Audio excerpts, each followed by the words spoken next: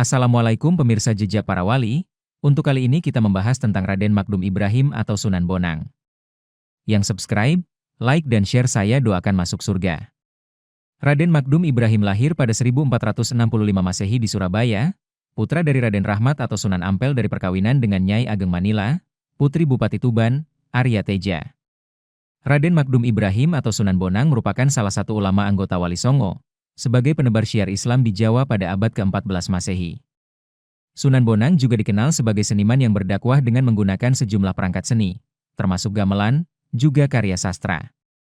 Konon, Raden Magdum Ibrahim adalah penemu salah satu jenis gamelan dengan tonjolan di bagian tengahnya atau yang kerap disebut bonang.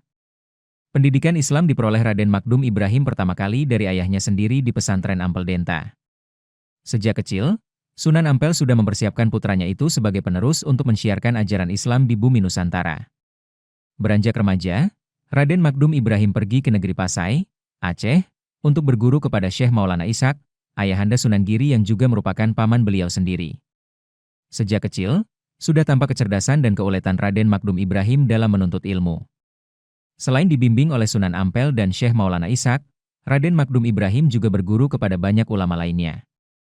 Hingga akhirnya, Raden Magdum Ibrahim diakui keilmuannya yang mumpuni dalam penguasaan fikih, usuluddin, tasawuf, seni, sastra, arsitektur, dan bela diri silat. Dakwah Sunan Bonang dimulai dari Kediri, Jawa Timur. Ia mendirikan langgar atau musala di tepi Sungai Brantas, tepatnya di Desa Singkal. Diceritakan, Sunan Bonang sempat mengislamkan Adipati Kediri, Arya Wiranatapada, dan putrinya. Usai dari Kediri, Sunan Bonang bertolak ke Demak, Jawa Tengah.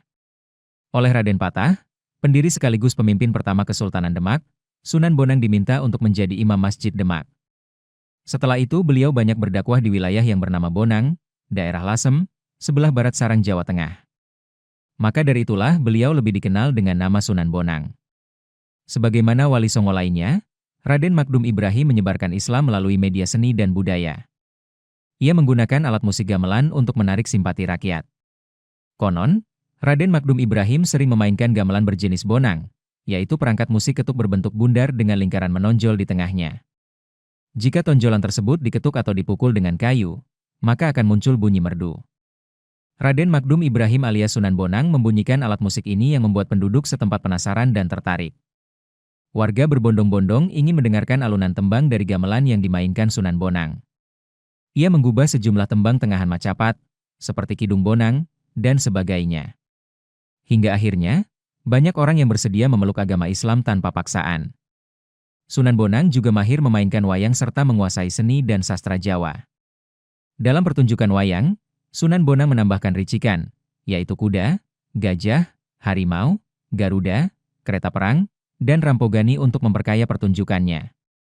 Dalam buku Sejarah Kebudayaan Islam tahun 2013, Heri Nugroho menuliskan bahwa dakwah Sunan Bonang yang lain adalah melalui penulisan karya sastra yang bertajuk Suluk Wujil.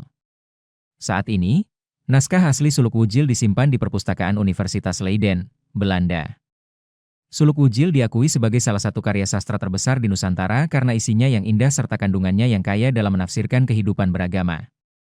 Sunan Bonang sangat fokus dalam menjalani perannya sebagai ulama dan seniman sehingga ia tidak sempat menikah hingga wafatnya pada 1525 Masehi.